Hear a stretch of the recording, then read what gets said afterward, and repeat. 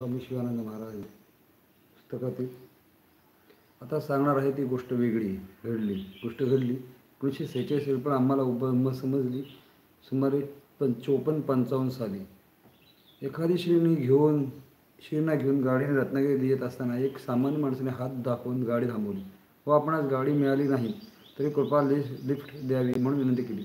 त्याने गाडी घेतलं. ते आत आल्यावर पाहतात तर स्वामी ते नमस्कार केला आणि मला ओळखलेत का म्हणून विचारलं.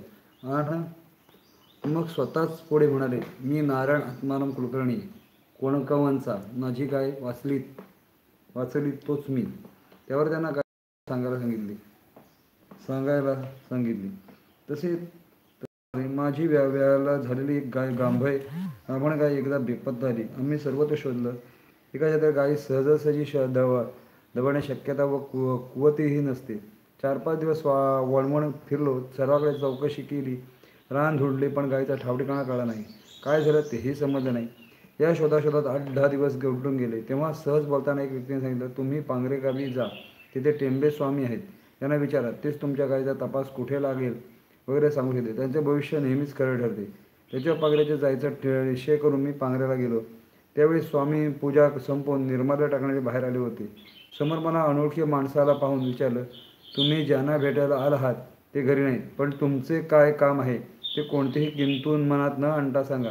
त्यावर गाय हरवल्याचे मी शोध केल्याचे सारी हकीकत त्यांना सांगितली.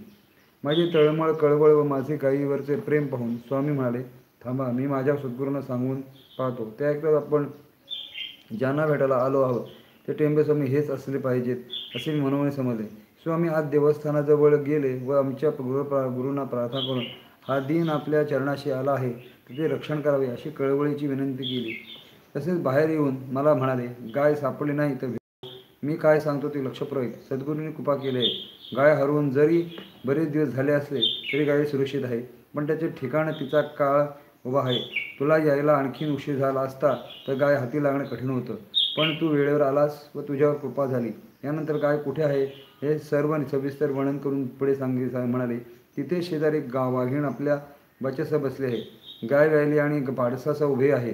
वेळ कठीण आहे, पण सद्गुरूला शक्य काय आहे, पण ते मला स्वतःला खरे वाटेना. तेव्हा स्त्रीने आणखीन सांगितलं, याची प्रचिती तुला आता गावी परत जातानाच मिळेल. प्रथम एक लहान मुलगी भेटेल, ती गाय मिळाल्याची बातमी सांगेल. नंतर जरा वेळाने सावजाच पाडसाला उचलून घेऊन येणारा एक इसम भेटेल. त्याच्या मागून तुझी गाय येताना दिसेल.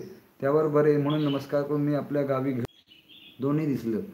त्याचबरोबर संपूर्ण गोष्टीची प्रचिती आल्यामुळे मी सुखावलो. घरी आल्यावर गायीची सर्व हकीकत समजली.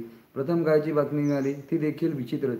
गुराख्याची गाय आणि वाघिणीच्या समोरासमोर उभी असलेली दिसली. मग सर्व माणसे घोळ्याने निघाली. प्रत्यक्ष दृश्य पाहता सर्वच चबकले.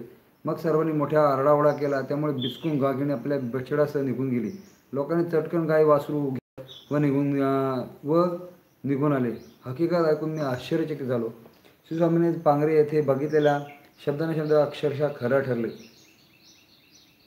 गाईला वाघिणीच्या सोबत न कधी ना कुणी ऐकलं ना कुणी पाहिलं, पण हे असे झाले खरे. ही हकीकत सांगणारा कुलकर्णी अद्यापही आहे. कधीतरी भेटतात. अधूनमधून गांधीवादी सर्वोदय कार्यकर्ते म्हणून त्यांचे गोपूरपुरीमध्ये अनेक वर्ष काम केलं.